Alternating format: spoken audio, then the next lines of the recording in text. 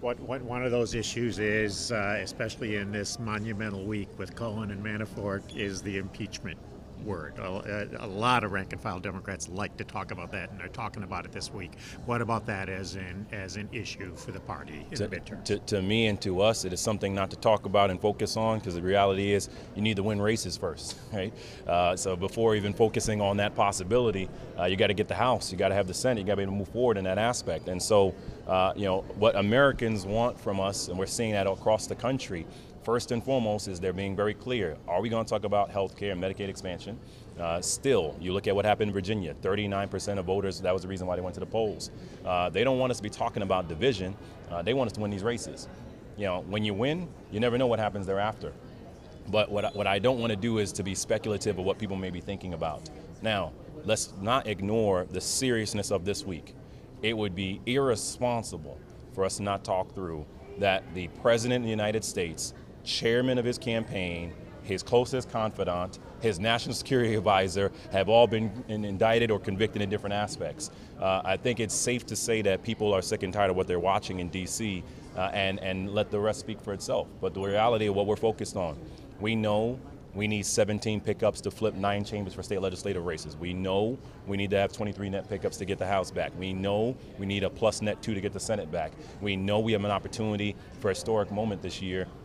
We're focused more on winning these races and flipping seats up and down the country rather than talking about impeachment. So these developments are an issue, obviously, but let's not get ahead of. Let's not get ahead, but let's also stay focused in the reality of it. Again, I worked at the White House. The biggest controversy we ever had with Barack Obama is a tan suit.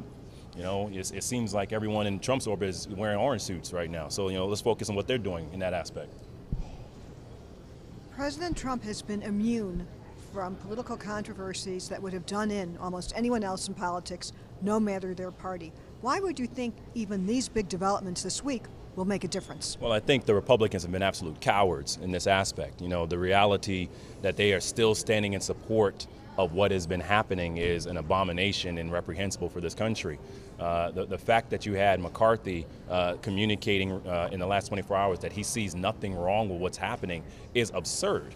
I mean, you're watching people being convicted, going to jail, and you have leadership in the House communicating they don't see anything wrong. You have Donald Trump acknowledging that he knew about illegal campaign finance violations and making it seem like nothing's happening. Now, what I would say is this. Trump has essentially sat around that 42, 43% level. That means 57% of the country at a minimum doesn't like him, doesn't like his candidates. When you look at what has been happening in these races across the country, people have been clearly breaking our way and voting for our candidates in that aspect.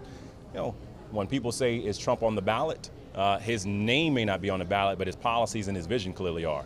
And that's a clear reason why we feel confident going into the fall. And I think, again, at the end of the day, we cannot move forward and all the other things that we possibly want to do, i.e. legitimate hearings in the House, when you have Devin Nunes, who has done absolutely nothing in any real regard, until we get the House back, until we have pickups in the Senate, until we have pickups across the country.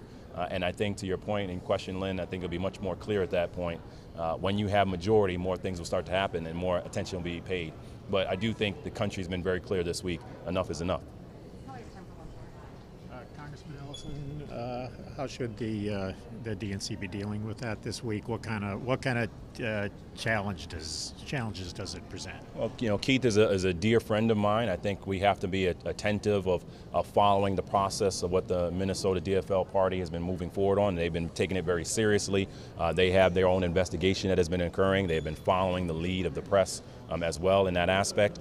Look, the woman in this incident released, I believe, 100 pages of text messages where the press indicated itself. They did not see any wrongdoing indicated in that aspect.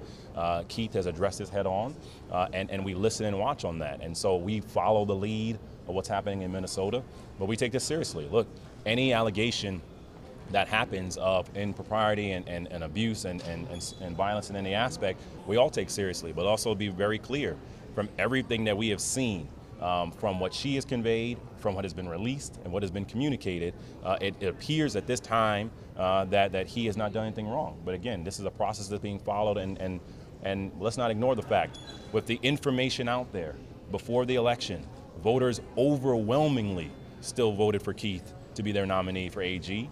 and it still looks likely he'll be the next Attorney General of Minnesota. And so clearly the people of Minnesota believe in him and they trust in him.